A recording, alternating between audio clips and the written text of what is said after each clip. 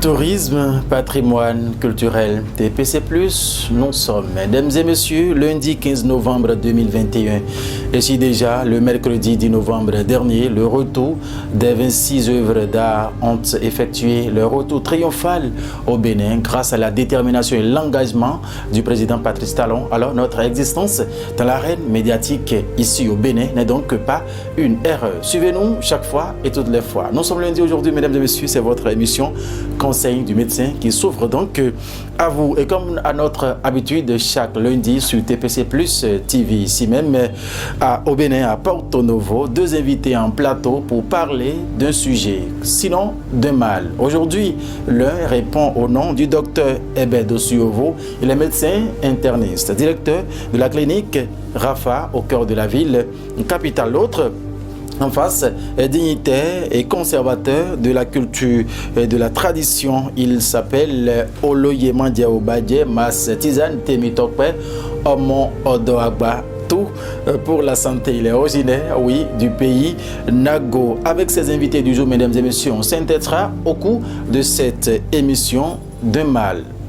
Un mal, que dis-je, mesdames et messieurs, des analyses biomédicales. Mais avant d'entrer dans le vif du sujet, permettez rapidement d'observer une légère virgule avec toute l'équipe de la réalisation. On s'abonne à TPC+.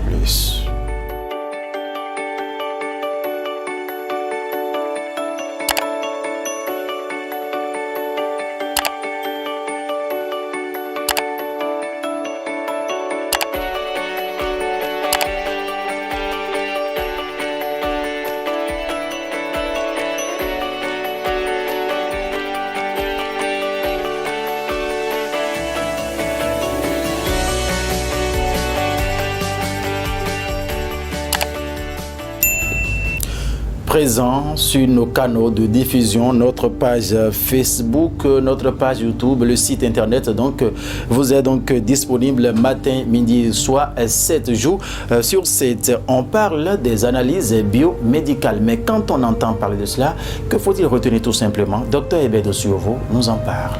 L'analyse biomédicale, c'est un volet très important de nos jours dans la prise en charge, dans le diagnostic des maladies que nous diagnostiquons, que nous soupçonnons chez les patients. Ça vient confirmer ou infirmer nos hypothèses diagnostiques. Et il faut que ces analyses se fassent dans des laboratoires qualifiés, qui ont du matériel qualifié pour que les résultats qui sortiront de ces laboratoires soient des résultats crédibles. Parce que c'est sur cela que le médecin va se baser pour poser le diagnostic, pour mettre le traitement qu'il faut en ce moment. Ces analyses biomédicales, aussi importantes qu'elles soient, revêtent d'une importance capitale dans la vie de tout être humain. À en croire le médecin traditionnel certifié Mas Tizane Temitokpe Omo Odoagba. Il nous en parle aussi. Tout être humain qui est debout doit aller connaître son groupe sanguin. Là, quand en partant sur la vie active ou bien sur ton passage, même dans la circulation, si tu as un accident, tu as un problème, quand tu as déjà ton groupe sanguin, arrivé à l'hôpital, ils ne vont plus faire analyse du sang avant de te commencer par faire ce qu'ils doivent faire. Mais à ne pas connaître ton groupe sanguin, comme tu ne parles plus, on est obligé d'aller à l'analyse d'abord pour connaître un peu l'organisme. C'est pour cela que tout être humain, homme comme femme, petit comme grand, nous devons connaître son groupe sanguin. Et faire même une bracelet et placer en main comme d'autres sages le faisaient avant.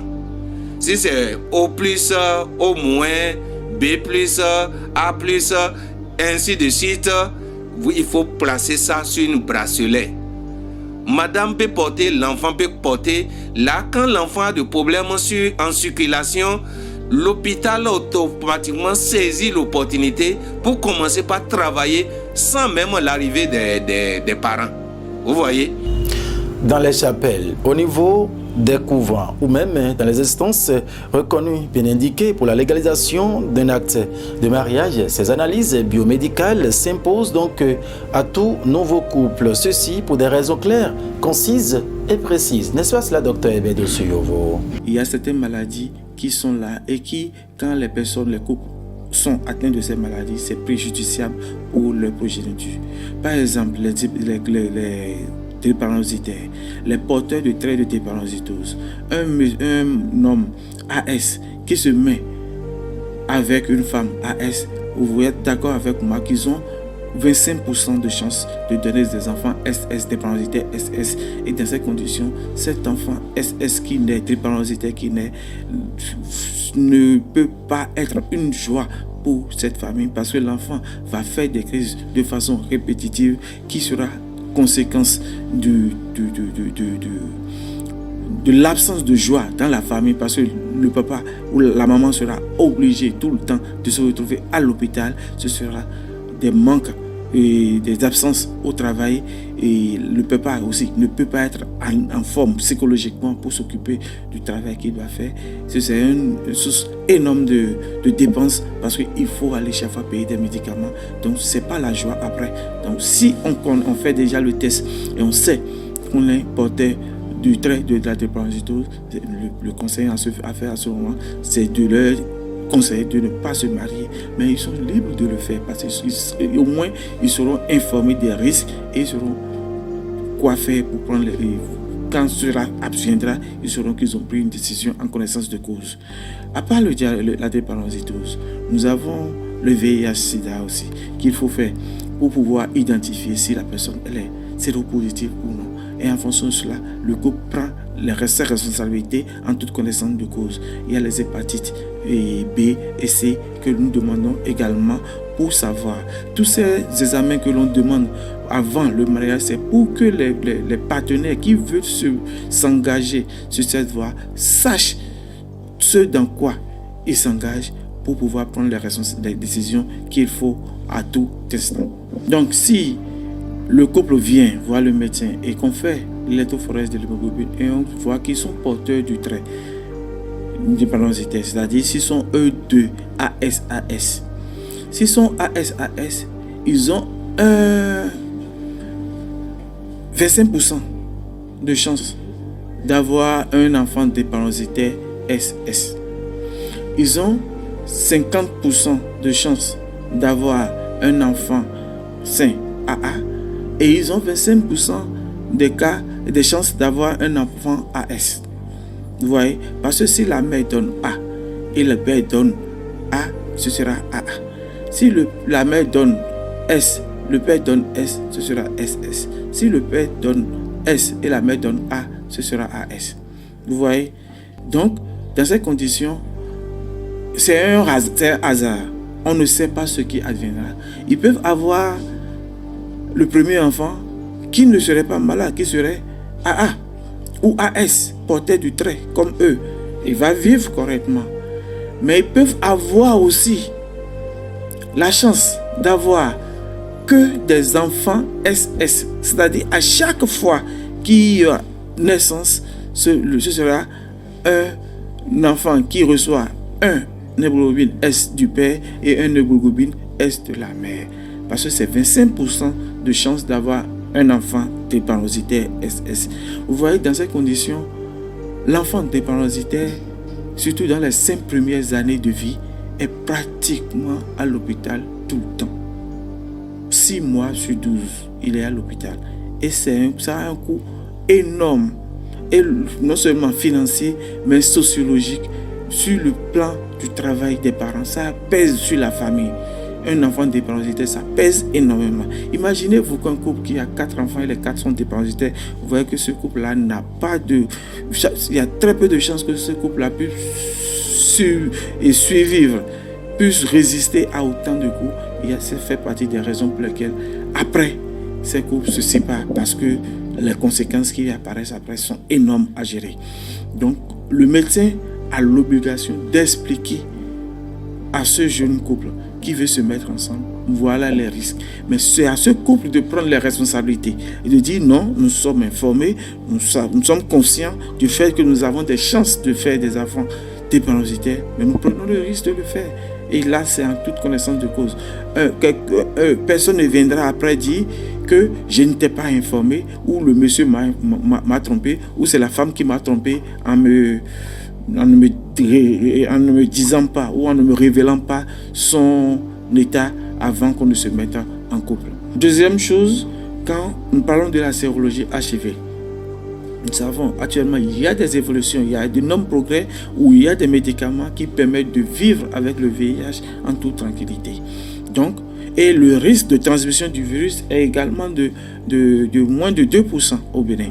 Donc, quelqu'un qui est séropositif et qui ne déclare pas à son partenaire, ce serait pas bien.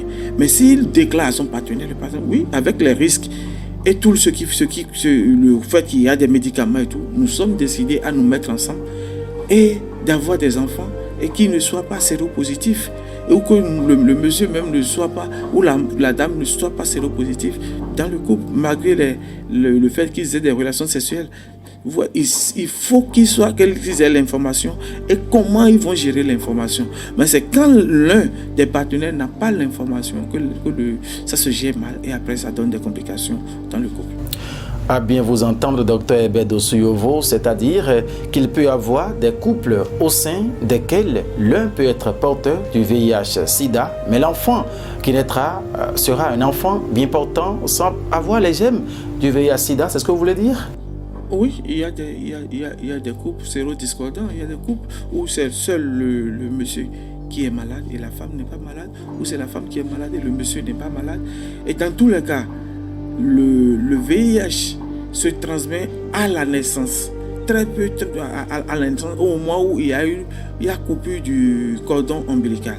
Donc, si le personnel soignant, le médecin ou la sage-femme est informé de l'état sérologique de la femme qui est infectée, on le met déjà sous traitement durant toute la période de la grossesse, qui permet de rendre pratiquement indétectable ou que le virus dans le sang, ce qui fait que les chances de contamination, déjà de transmission de la maladie sont déjà très faibles. Et si le personnel prend toutes ces précautions, il y a des précautions qu'il faut faire avant la coupure du cordon ombilical, parce que c'est au moment de la coupure du cordon ombilical qu'il y a échange de sang et qu'il peut y avoir transmission du virus. Donc, en prenant toutes les précautions en ce moment, l'enfant qui naît a de fortes chances de ne pas être séropositif, et en même temps que l'enfant qui naît d'une mère séropositive, on le met également aussi sous traitement en même temps pendant 6 mois, et on fait de façon fréquente la sérologie pour voir l'évolution, pour voir l'enfant, et il y a de très fortes chances que des enfants qui naissent des couples séropositifs ne soient pas infectés. Même si le mari et la femme sont tous deux séropositifs, ils ont des chances d'avoir des enfants non séropositifs s'ils suivent correctement le traitement et que le personnel soignant prend toutes les dispositions nécessaires à la naissance de cet enfant.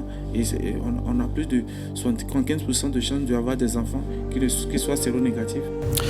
Revenons à la question de ces analyses biomédicales prénuptiales.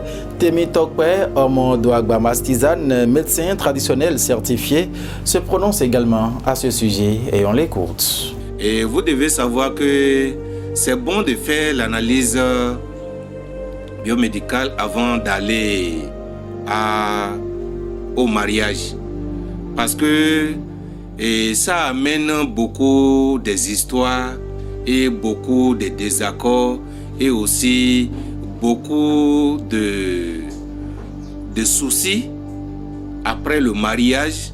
Quand les enfants vont commencer par venir, vous allez voir qu'il y a des maladies qui viennent avec les enfants.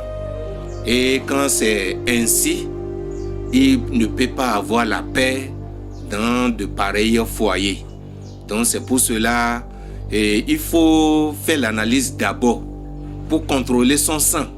Quand c'est SS, chez des deux côtés, ils vont donner des enfants, ils vont naître des enfants drépano. Et quand c'est l'enfant drépano, l'enfant serait là, malgré son âge, il ne va pas développer. Il ne veut pas se développer, ça, il va rester comme ça, et pygmy.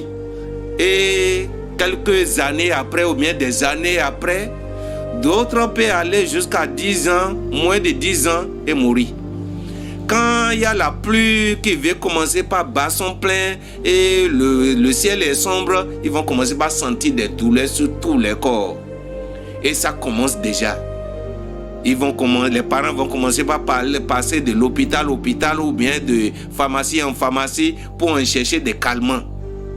Vaut mieux d'aller à ces analyses cliniques pour pouvoir éviter ces mariages. C'est pour cela que ce n'est pas la beauté de la femme qu'il faut regarder. Ce n'est pas le beau gars de jeune homme qu'il faut regarder pour se marier. C'est comme ça aussi, ce n'est pas que ses parents ont de l'argent, et sa maman a de l'argent, son papa a de l'argent qu'il faut regarder pour aller se marier. C'est comme ça aussi, ce n'est pas qu'il est démon religieux ou bien nous sommes dans la même église, on doit se marier. Non. Nous devons planifier chaque chose. L'analyse là nous fait éviter beaucoup de problèmes qu'on pourrait regarder, on pourrait trouver après dans ce mariage. Donc il faut faire l'analyse clinique pour savoir si ces deux gens-là pourront se marier ou pas. Si l'analyse vous atteste que vous pouvez rester ensemble, la lutte continue, la vie continue, le meilleur va venir. Mais si l'analyse montre que le mari a déjà le drépano un peu, la femme aussi a déjà le drépano un peu, ou bien des deux côtés aussi ils sont SS, vous devez savoir que, attention, n'allez pas à ce mariage. Ne regardez pas la beauté ni, la famille est aisée ou bien il y a les moyens. Non. Sinon, d'autres vont vouloir pleurer avec vous après.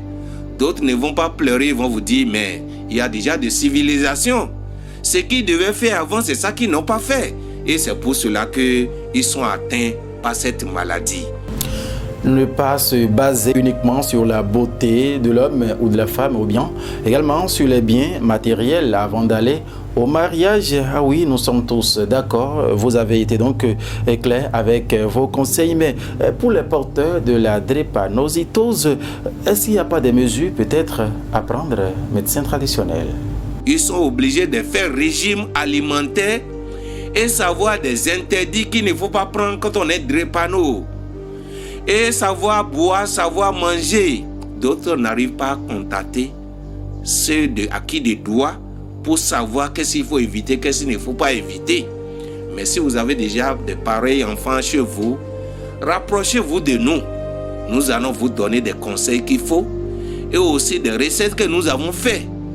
Pas les conseils et la tradition et la médecine mère qui est la première médecine, les conseils de nos aïeux, de nos mamans, de nos papas qui ont exercé ces métiers, ce qu'ils ont pu utiliser pour séduire ces problèmes, ces maux que cette maladie a mis dans votre mariage ou dans votre foyer, on peut vous aider, vous accompagner.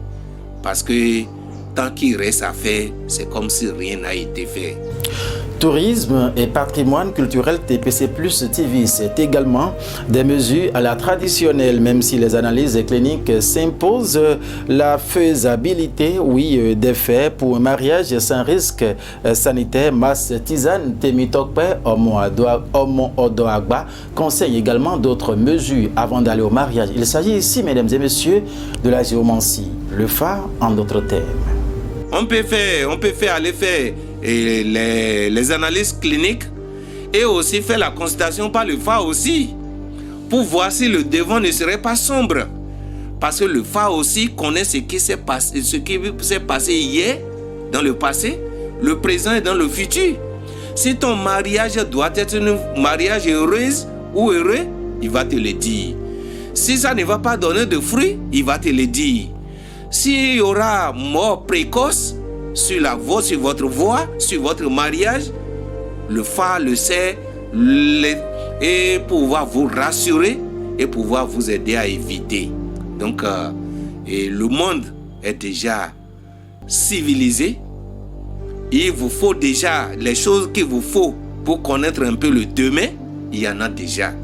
Allez faire les tests cliniques, allez faire la consultation par le phare aussi, pour que votre mariage puisse être défi pour d'autres qui n'ont pas encore fait le mariage.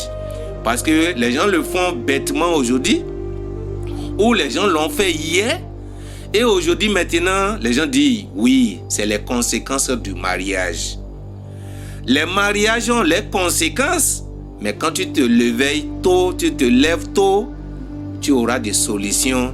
Et même si le mariage a des conséquences, les conséquences seront allégées pour toi par rapport à nos diagnostics, à nos conseils et à nos accompagnements qu'on mettra à ta disposition.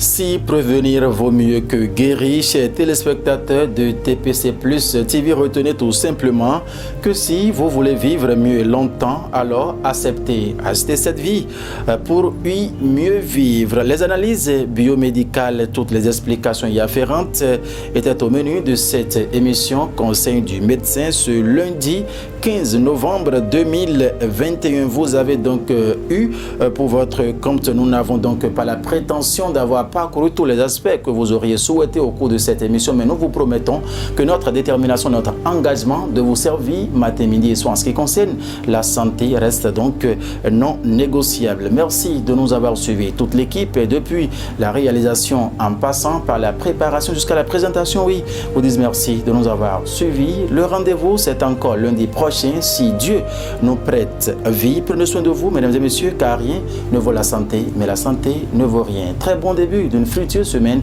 à tout un chacun de vous. Au revoir.